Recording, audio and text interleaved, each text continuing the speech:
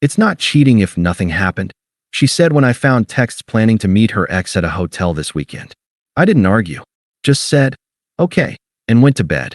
She thought that was the end of it. It wasn't. I moved out while she was at work the next day. She came home to an empty apartment and a note. Now something happened. I left.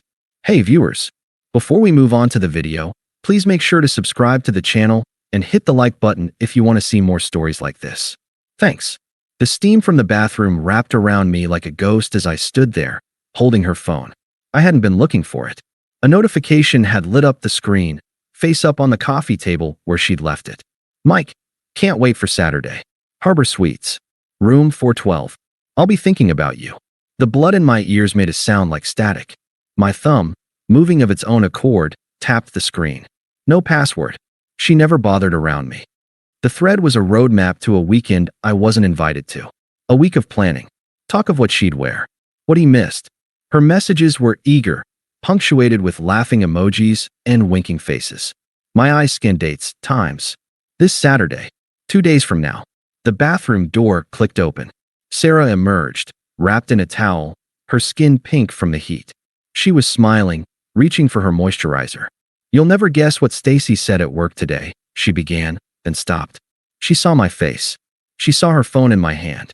The smile didn't fade so much as shatter and reform into something defensive and sharp. What are you doing? My voice came out flat, a neutral tone I didn't recognize. Who's Mike? A micro-flinch. Then, a performative sigh. Ugh, Mike from college? I told you about him. What? And why are you planning to meet him at the Harbor Suites this Saturday? Room 412. The color drained from her face, then rushed back in 2 red spots on her cheeks. She snatched the phone from my hand, not to look, but to clutch it to her chest. You went through my phone? It lit up. I saw it. That is a massive violation of trust, she spat, her eyes wide with manufactured outrage. I can't believe you'd snoop. I wasn't snooping, I said, the calm in my voice unnerving even me. It was right there. The message was right there. So is the rest of the conversation. She waved a hand, as if swatting a fly. It's just talk. He's going through a divorce. It's messy. He's lonely.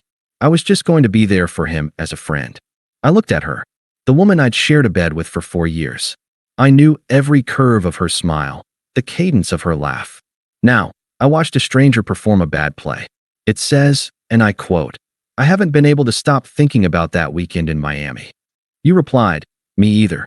This time, let's not leave the room. I recited the words like reading a grocery list. That's you being there for him? Her lips pressed into a thin line. She crossed her arms, the towel gaping slightly. She didn't bother to fix it. You're taking everything so literally. It's just flirty banter. It doesn't mean anything. It means you made a plan to meet an ex-boyfriend at a hotel. It means you hid it. I didn't hide it, she insisted, her voice rising. It just never came up. And for the last time, it's not like I did anything. Nothing happened. There it was. The cornerstone of her defense, laid out with such absolute, breathtaking arrogance that I actually felt the anger leave my body. It evaporated, leaving behind a crystalline, silent clarity. It's not cheating if nothing happened, she said, firm, nodding as if this was an immutable law of the universe. It's just words. You're really going to blow up our entire relationship over some hypothetical text messages? Over nothing. I looked at her, the defiant set of her jaw, the eyes waiting for me to crumble, to agree that I was being unreasonable, emotional, literal. For 4 years, I'd loved her. I'd planned a future in my head, a future with her at the center. I'd forgiven bad moods, supported her career shifts, been her rock when her father was sick. And here she stood, reducing a calculated betrayal to a semantic debate. The love I felt didn't break. It didn't even hurt. It just switched off, like a light in an empty room. I took a slow, deep breath. The static in my ears was gone. Everything was quiet. Okay, I said. It wasn't a sigh of defeat. It wasn't a grunt of anger. It was a simple, final acknowledgement. A period at the end of a sentence. She blinked. The defiance flickered, replaced by confusion, then a dawning, smug satisfaction. She mistook my clarity for capitulation. She thought I'd seen the flawless logic of her lie. The tension melted from her shoulders. A small, victorious smile touched her lips. Good, she said, her voice softening back into its normal tone. She turned and walked toward the bedroom, tossing a comment over her shoulder as if we'd just decided what to watch on TV. Can we order Thai for dinner? I'm starving. I didn't answer. I walked to the window and stared out at the deepening twilight. I heard the hairdryer start in the other room. Okay. The plan began to form in my mind, not as a rage-fueled fantasy, but as a simple, practical to-do list. A mental inventory of what was mine. The location of my important documents. The number for a 24-hour moving service I'd seen on a truck once. The balance of our joint account, mostly my money, as it happened. The emotional storm was over. The cleanup would be clinical, and it would be absolute. I went to the bedroom. She was at the vanity, blow-drying her hair, humming. She caught my eye in the mirror and gave me that smile again, the one that said, "See? That wasn't so hard." I got into bed, fully clothed, and turned my back to her. I didn't toss and turn.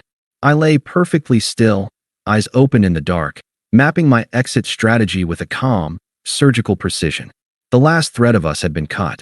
Now, I just had to walk away from the tapestry before she realized it was already unraveling in her hands. The alarm went off at 6:30 a.m. Sarah stirred beside me, grumbling, and hit snooze. I lay there, counting her breaths until they evened back into sleep. Then, with the precision of a surgeon, I began. I did not look at her. I slid out of bed, dressed in yesterday's jeans and a hoodie, and walked into the living room. The first thing I did was take a photo of the note I'd written hours ago in the dark, propped against her favorite mug on the kitchen counter. A digital timestamp. Proof for myself, more than anyone, that I had done this calmly. That I meant it. I opened my laptop at the dining table, the one we'd bought together at a flea market. I found the website for Metro Movers, anytime, anywhere, and clicked the 24/7 chat. Me, need 2 movers and a mid-size truck for a 2-hour job today, starting ASAP. 1-bedroom apartment, just a few large items. Agent, we have a crew available at 9 a.m. Me, I'll pay a 50% premium for a crew at 8 a.m. Agent, give us 20 minutes. I transferred the deposit without a flinch. Money was just a tool for freedom now. Then I packed. I worked not with grief, but with a focused, sterile efficiency. I took the 2 large suitcases from the top of the closet and filled them with my clothes, my shoes, my winter coat. I left the sweater she'd knitted me, badly, 2 Christmases ago draped over the chair. I emptied my bedside drawer, passport, birth certificate, social security card, the watch my dad gave me. I left the silly photo booth strips from a friend's wedding. From the living room, I took my PlayStation and my laptop. I left the TV we'd bought together, the throw pillows she'd picked out, the bookshelf that held mostly her novels. From the kitchen, I took only the high-end chef's knife I'd bought for myself and my favorite coffee mug, a plain, black one. I left the fancy espresso machine we'd saved for, the one she used every morning. I left the coffee maker, too. Let her buy her own. The movers arrived at 8:05, 2 bored-looking guys named Luis and Dave. I directed them with quiet, short sentences. That desk. Yes, just the plain one. Not the white one. The guitar case and the amplifier, please. The gray filing cabinet. That's it. They loaded my life into the truck in under 40 minutes. The apartment looked lopsided. Not empty, but wrong, like a smile missing key teeth. It was a violation of the life we'd curated, and the sight of it filled me not with sadness, but with a grim sense of correctness. I did one last walkthrough. The bathroom. My razor was gone from the counter. My towel was missing from the rack. The bedroom. My side of the closet was a hollow cavern. My suitcase, the one I used for work trips, was gone from under the bed. I stood in the doorway of the room where she still slept, her hair fanned out on my pillow. I felt nothing. No last pang of love, no fury. She was just a person in a bed, in a room that was no longer my home. I closed the front door softly at 8:52 a.m. I did not listen for the click. I walked downstairs, handed Luis a cash tip, and gave him the address for a storage unit across town I'd rented online an hour prior. Then, I got into my own car. I drove to a bland, mid-tier extended stay hotel on the other side of the city. I paid for a week in cash. The room smelled of artificial citrus and stale air. I set my suitcase down on the floral bedspread. Silence. It wasn't the silence of loneliness. It was the profound, absolute silence of a decision executed. The white noise of her presence, her moods, her expectations, the low-grade anxiety of the last 24 hours. It was all gone. For the first time in years, the only thing in my head was my own thoughts. I powered on my phone. A barrage of notifications flooded the screen, a digital tsunami breaking against my newfound calm. 3 missed calls. Sarah. 1 new voicemail. Text messages. Sarah, 9:17 a.m. You didn't wake me up? Where are you? Sarah, 9:45 a.m. Are you at work already? Call me when you get this. I could picture it. Her waking up, late, scrambling for work. The first flicker of unease when she saw my side of the closet. I put the phone face down on the nightstand. I took a shower in the small, plastic stall. The water pressure was terrible. It felt amazing. When I got out, the phone was lit up again.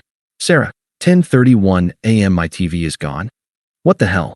Sarah, 10:33 a.m. You took the coffee maker? Are you serious right now? Sarah, 10:45 a.m. I'm calling your work.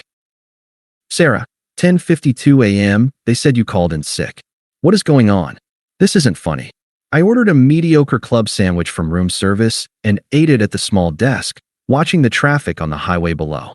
The phone buzzed intermittently on the bed, a trapped insect. 1 new voicemail. I finished my sandwich, wiped my hands, and finally picked up the phone. I pressed play and put it on speaker, leaning back in the cheap chair. Her voice was high, tight with a panic that was just beginning to curdle into anger. What the hell? Where are you? Are you serious right now? You just move my things. You just take stuff in the night? This is insane. We need to talk like adults. Call me the second you get this. A beep. The message ended. I looked at the time. 11:30 a.m. She'd be on her lunch break, sitting in the apartment that was now just her apartment, surrounded by the ghost of my absence, staring at the note. Now something happened. I left. I imagined her reading it. I imagined her brain, so adept at twisting logic, trying to contort this. He's overreacting. He's trying to teach me a lesson. He'll be back. But the missing furniture, the empty closet, they were facts too solid for her semantics. For the first time, her words had met an action they couldn't explain away. I powered the phone off completely. The room was silent again. I lay down on the bed, the stiff sheets unfamiliar against my skin. I closed my eyes. I didn't sleep, but I rested in a way I hadn't in years. There was no argument to rehearse, no hurt to nurse, no confusion to untangle. There was only the quiet, irrevocable truth of what I had done. The first move was complete. The game, for me, was already over. She just didn't know she was playing alone. For 3 days, I lived in the sterile bubble of the hotel room. I didn't turn my phone on. The silence was an active project, and I cultivated it. I got a temporary membership at a gym 2 blocks away and went every morning, pushing my body until it was too tired to feel anything but its own exertion. I bought a new coffee maker, a simple one, and drank from my black mug at the small desk, looking at apartment listings online. I was a ghost building a new skeleton, and the process was peaceful. On the 4th morning, I powered on my phone. It chimed for a full minute, a symphony of delayed misery. 17 missed calls, 8 new voicemails, countless texts. I listened to the voicemails in chronological order, my face impassive. Voicemail 1, day 1, 12:15 p.m. Panic. Okay, you've made your point. This isn't funny anymore. Where are you? Call me. Voicemail 2, day 1, 6:47 p.m. Anger. My mom is freaking out. My friends think you're a psycho. You can't just abandon shared responsibilities. The rent is due next week. You call me right now. Voicemail 3, day 2, 10:03 a.m. Confusion. I went to Mike. I told him what happened. He said it was too much drama. He hasn't texted me back. Is this what you wanted? Voicemail 4, day 2, 11:30 p.m. Tears. Raw, messy crying. Please, just come home. I'm sorry. I'm so sorry. It was a mistake. I didn't go. Doesn't that count for anything? I deleted them all. Then I scanned the texts. They told the same story in reverse. Anger crumbling into bargaining. The final text, sent last night, was a single line. We need to talk. Please. I had just finished my coffee when the phone rang in my hand. Sarah. I let it ring 3 times, then answered. I said nothing. Hello? Are you there? Her voice was raspy, thin. I'm here. A sharp intake of breath. Oh, thank God. Listen, You need to come home. We can fix this. There's nothing to fix, I said, my voice even. I've moved out. You'll need to cover the full rent or find a roommate. I've already spoken to the landlord. I'm off the lease as of the 1st of next month. He has my forwarding information for the security deposit. The silence on her end was stunned. She hadn't expected logistics. She'd expected emotion. You talked to the landlord? Already? Yes. So that's it. You're just going to throw away 4 years? Over nothing. There it was again. The cornerstone. I almost smiled. It wasn't nothing to me. But I didn't go, she wailed, the tears returning. I called the whole thing off. I chose you. Doesn't that matter? I looked out the window at the gray sky. Whether you went or not is irrelevant, Sarah. You wanted to. You planned to. You defended wanting to. My leaving isn't a punishment. It's just a consequence. It's not a negotiation. You're being so cold, she accused, a new note of hysteria creeping in. This isn't you. Who does this? It's me now, I said simply. Goodbye. I hung up. I blocked her number. The silence returned, sweeter than before. The karma, as I predicted, announced itself through other channels. Her friend Lisa texted me from a number I didn't recognize. Lisa, hey, it's Lisa. Sarah is a wreck. She's not eating. She's going to lose the apartment. Whatever she did, is this really worth destroying her life over? Just talk to her. Be the bigger person. I stared at the message. Be the bigger person. A phrase used exclusively to ask the wrong party to eat more shit. I didn't respond. I blocked that number too. A week later, a voicemail from an unknown number bypassed the block. Her voice was shaky, hollow. He used me. Mike. He just wanted an ego boost. He's back with his wife. My friends, they're saying they told me so. My mom is so disappointed. I have to move in with my cousin because I can't afford the place alone. Please. I need you. I'll do anything. You win, okay? You win. I deleted it. You win. She still saw it as a game with a score, not a bridge she'd burned. I found an apartment. A modern one-bedroom with a view of the river. I bought new furniture, piece by piece, choosing only what I liked. I immersed myself in work, and my boss, noticing the sudden, focused output, put my name forward for a major project. I started going out with colleagues, relearning how to have conversations that didn't revolve around someone else's emotional weather. 6 months dissolved. Sarah became a memory with the emotional weight of a textbook fact. The hurt was archived. Then, a text from an old mutual friend, Kyle, who'd always been decent. Kyle, hey man, hope you're good. FYI, Sarah knows you'll be at the Oak Barrel for Jake's thing tomorrow. She might show. Thought you should know. I replied, thanks for the heads up. I wasn't worried. I felt nothing. The Oak Barrel was bustling for a Thursday. Jake was holding court at a large table, surrounded by friends from different chapters of life. I was there, leaning against the bar, nursing a whiskey, laughing at something my coworker, Maya, had said. I felt easy in my skin. This was my life now. It was good. I saw her the moment she walked in. She looked effortful. Her hair was styled a new way, her dress a little too dressy for a pub, her makeup perfect but thick. She scanned the room, her eyes landing on me. There was a desperate hope in them that flickered and died when she saw my expression, a polite, blank slate. She weaved through the crowd. I didn't look away. I just waited. Hey, she said, stopping a few feet away. She smelled of a familiar, expensive perfume. Hello, Sarah. You look really good, she said, the words tumbling out. Healthy, successful, at peace. All the things she wasn't. Thanks. I didn't return the compliment. I took a sip of my drink. The silence stretched, screaming at her. She took a sharp breath. I've been in therapy. For months now.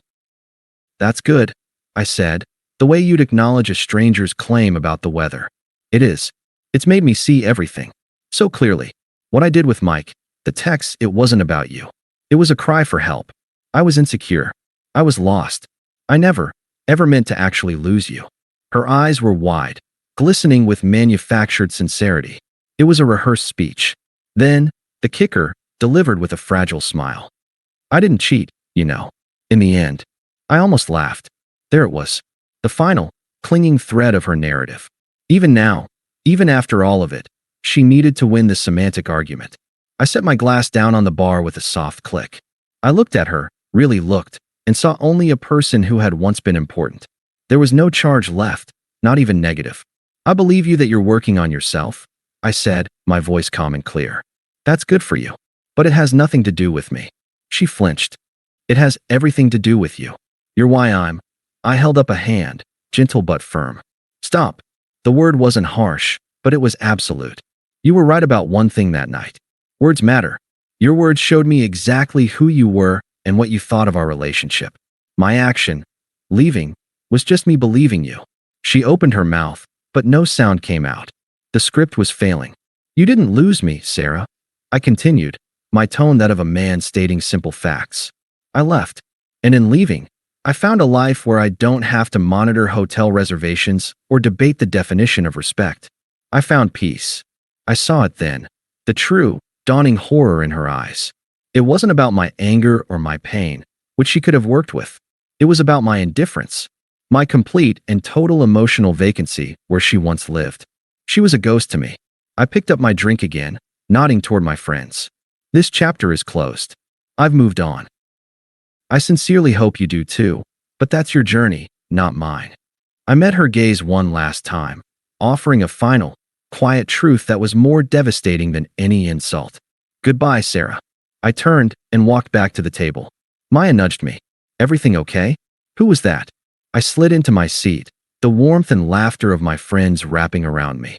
I took a sip of whiskey, the smooth burn a pleasant anchor in the present moment. I glanced back once. She was still standing where I'd left her, a statue of irrelevance in the middle of the happy crowd. I turned to Maya and smiled, a real, easy one. No one, I said. Just someone I used to know. And for the first time since reading that text in a steam-filled living room, I knew it was the absolute, unshakable truth. Thanks for watching. Make sure to subscribe to the channel and hit the like button. What do you think about this story? Share it in the comments.